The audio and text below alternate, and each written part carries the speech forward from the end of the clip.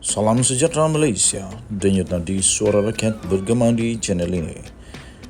Jangan lupa tekan butang subscribe, like dan share. Malaysia kita punya, cintai Malaysiaku, kita jaga kita.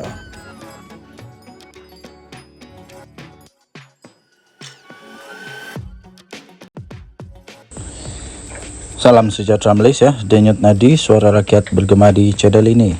Berita terkini daripada bharian.com.my.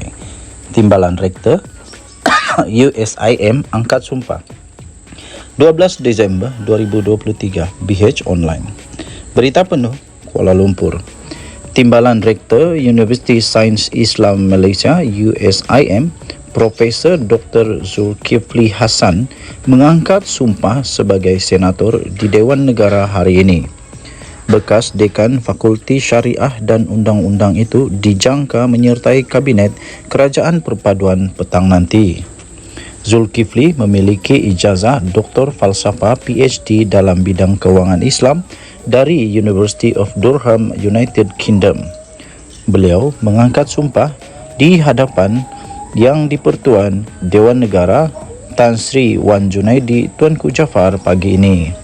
Majlis mengangkat sumpah ahli jemaah menteri baru dijadualkan di Istana Negara jam 2.30 petang ini.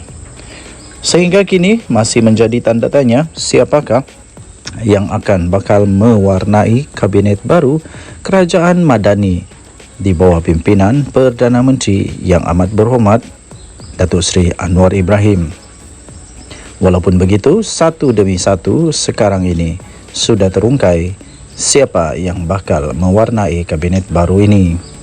Walaupun begitu, kita berharap semoga kabinet baru ini akan dapat membawa Malaysia dan memacu negara Malaysia kepada satu kemajuan ekonomi dan kesejahteraan rakyat secara keseluruhannya. Dengan itu, Timbalan Rektor Universiti Sains Islam Malaysia USIM Profesor Dr. Zulkifli Hassan telah pun mengangkat sumpah sebagai senator di Dewan Negara pada hari ini. Beliau adalah seorang bekas dekan bagi Fakulti Syariah dan Undang-Undang, itu juga dijangka bakal menyertai Kabinet Kerajaan Perpaduan petang ini. Persoalannya, apakah portfolio yang akan dimainkan oleh Timbalan Rektor Universiti Sains Islam Malaysia Profesor Dr. Zulkifli Hassan ini? Beliau memiliki ijazah Doktor Falsafah iaitu PhD di dalam bidang kewangan Islam dari University of Durham, United Kingdom. Dengan biodata tersebut, bolehlah diramalkan bahawa beliau bakal akan bersama-sama dengan Kementerian Kewangan bersama dengan Yang Amat Berhormat Perdana Menteri Malaysia Datuk Seri Anwar Ibrahim. Beliau telah mengangkat sumpah di hadapan Yang di-Pertuan Dewan Negara Tan Sri Wan Junaidi Tuanku Jaafar pagi ini. Majlis mengangkat sumpah untuk semua ahli jemaah menteri yang baru telah pun dijadualkan di Istana Negara pada jam 2.30 petang ini. Denyut nadi suara rakyat bergema di channel ini. Jangan lupa tekan butang subscribe, like dan share. Bye-bye. Salam sejahtera Malaysia, denyut nadi suara rakyat bergema di channel ini. Jangan lupa tekan butang subscribe, like dan share. Malaysia kita punya, cintai Malaysiaku, kita jaga kita.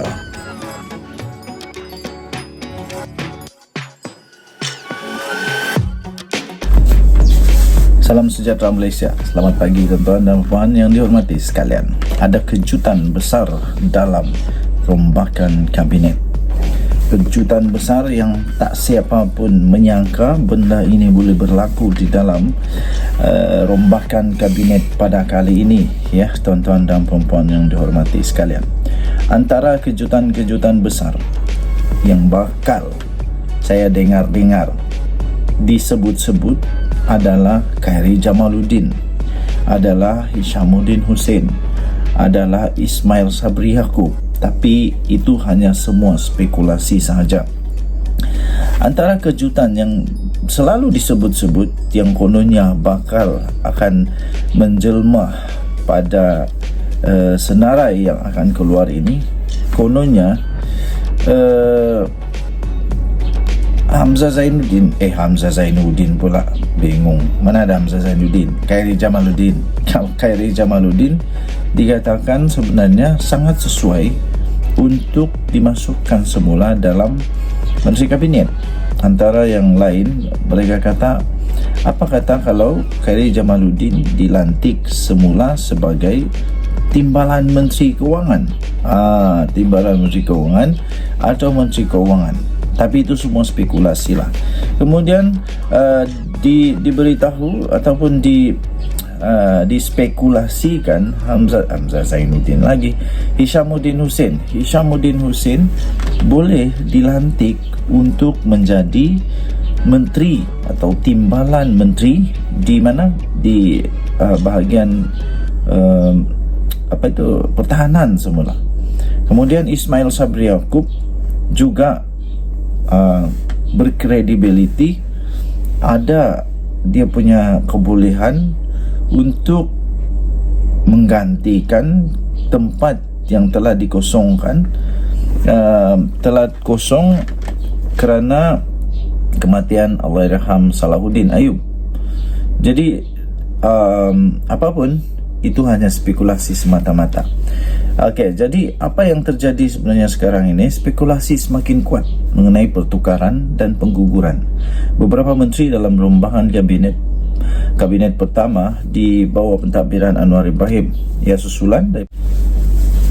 susulan daripada upacara istiadat pengurniaan surat cara pelantikan serta istiadat mengangkat sumpah menteri dan setia sumpah simpan rahsia oleh Menteri Persekutuan yang dijadualkan akan berlangsung pada hari ini pukul 3 petang ini.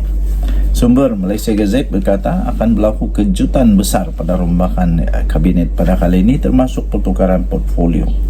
Selain itu, ada kementerian yang diselaraskan atau dibahagi dua. Apa yang difahamkan bagi Kementerian Perdagangan Dalam Negeri dan Kos Sara Hidup KPDN yang pernah diterajui oleh Allahyarham Datuk Seri Salahuddin Ayub akan disandang oleh Naib Presiden Amanah Adli Zahari yang juga Timbalan Menteri Pertahanan. Jadi itu yang pertama. Kedua, Menteri Kesihatan Dr. Zaliha Mustafa juga akan bertukar portfolio, mungkin ke Kementerian Wilayah yang akan dinaik taraf. Tetapi macam-macam boleh berlaku kerana ramai berpendapat Dr. Zaliha sesuai dengan jawatan sekarang dan beliau perlu diberikan peluang lebih lama menerajui kementerian berkenaan. Dengarnya masih ada rundingan lagi. Nama Datuk Seri Johari Ghani pula disebut-sebut untuk menerajui Kementerian Komunikasi dan Digital.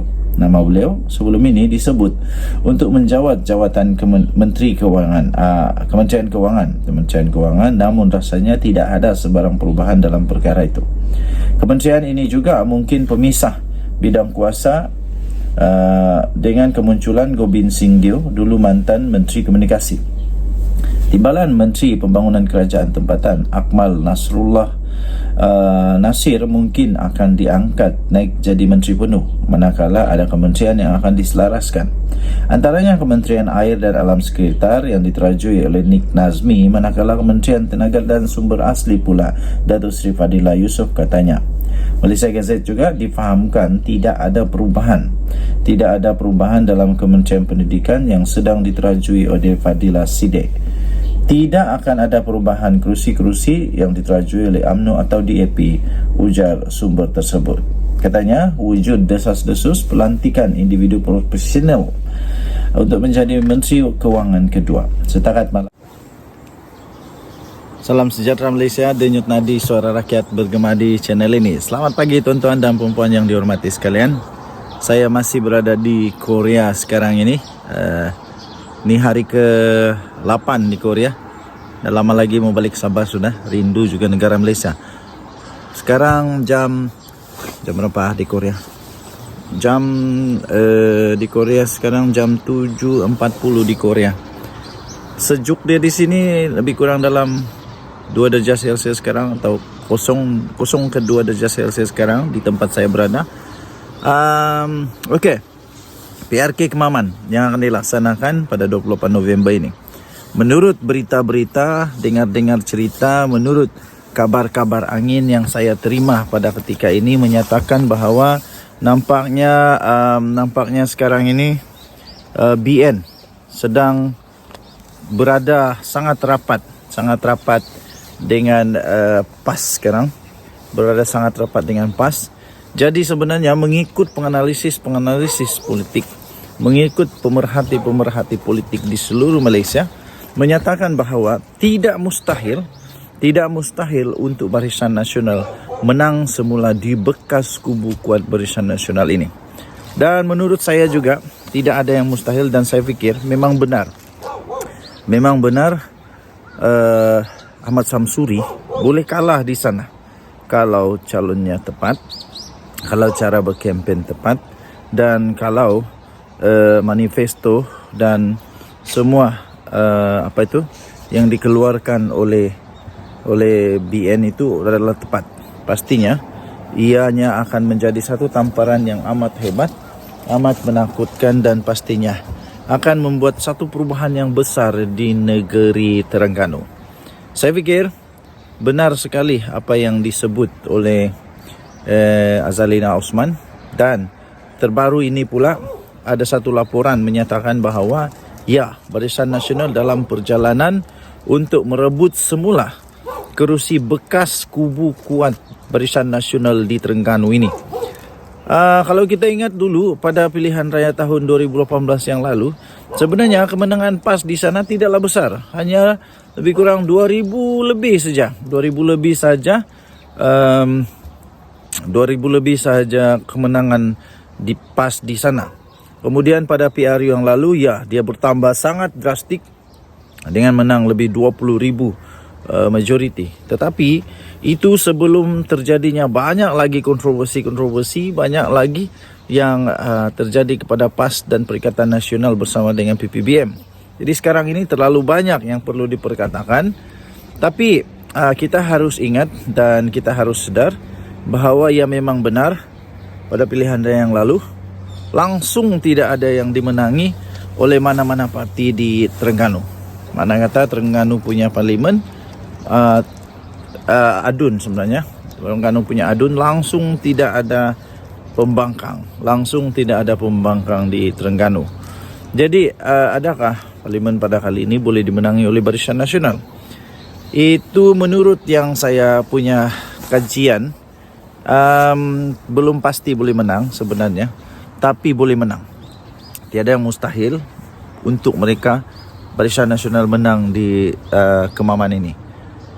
Dan statistik yang telah dikeluarkan oleh beberapa kajian secara terbuka, pungutan suara secara terbuka, termasuklah banyaklah kawan-kawan menyatakan bahawa ia memang benar Barisan Nasional dalam perjalanan yang amat tepat, iaitu sedang menghampiri dengan sangat rapat dengan PAS ini.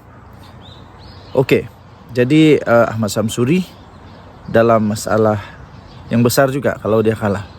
Adakah dia pun akan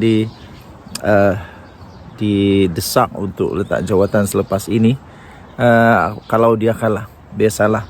Sekarang ini satu trend terbaru, ledakan terbaru apabila kau kalah, kau didesak untuk letak jawatan kerana didakwa tiada lagi kepentingan, tiada lagi kuasa, tiada lagi majoriti, tiada lagi yang dapat memberikan kekuatan lah, tiada lagi mandat yang cukup hebat.